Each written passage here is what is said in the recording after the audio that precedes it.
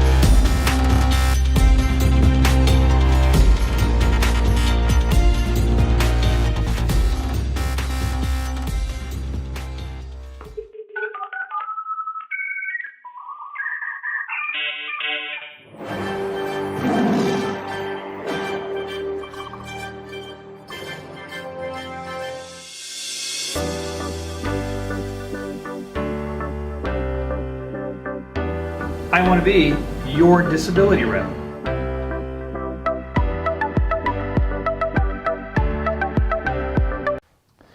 You know, more and more often you are trying to get a hold of somebody at the government and call on the phone. And, you know, there's lots of different ways to get a hold of people. The email, text messages, submit a form online like that. But sometimes you just feel like you can't ever get a response. Well, and unfortunately, the government, especially with Social Security, is set up in large part to keep people from being able to easily connect them. So it's a frustrating environment for sure. Yeah, but you've got the magic touch, huh? I don't know about that. I do have a couple tips for folks.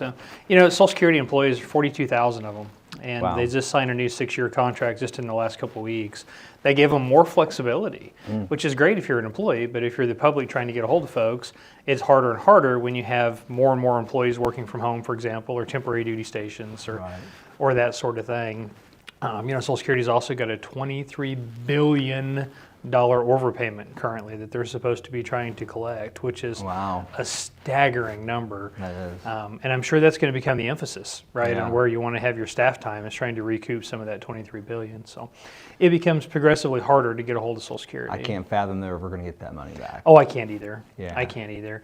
And I've had clients in the past that had huge overpayments, $30,000 or so, and just wonder how. Yeah, I mean, because How? it's not like they just like stuck it in it. Not like that money didn't get spent. Well, and a lot of times, you know, it's people that are working and drawing benefits, and that becomes a problem with eligibility. Well, you know, there's all sorts of data matches with the IRS and employment verification forms that Social Security has access to, and I'm sure it's a staffing issue, but you do kind of wonder how, when they're so informed, there could be such a huge overpayment. Yeah, I mean, it's difficult to see where the burden should lie when an error like that is made. But if we're having trouble getting a hold of somebody, what do we do? Yeah, so that's a real thing right now. I mean, a lot of calls over to Social Security are not getting answered, and so the advice that I would give to folks is call early and call often, for starters.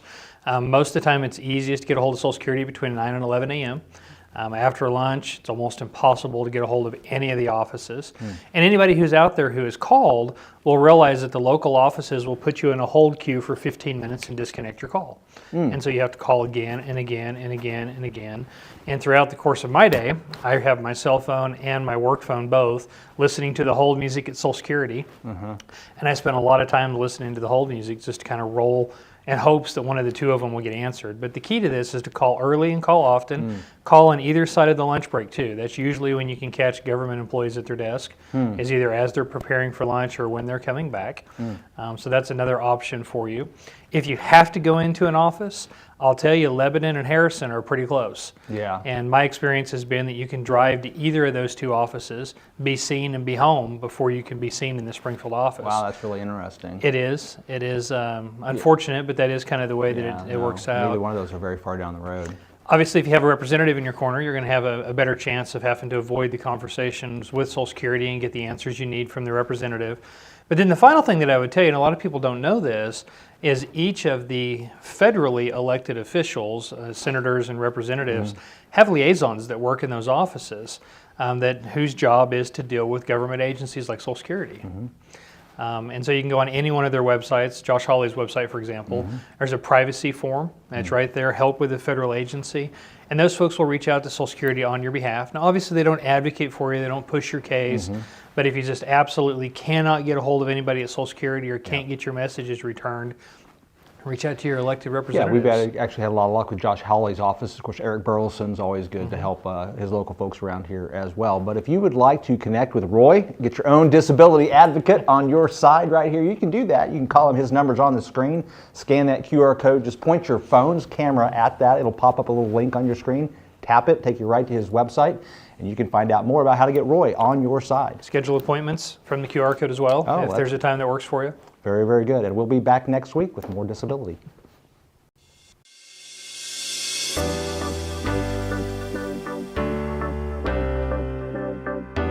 I want to be your disability rep.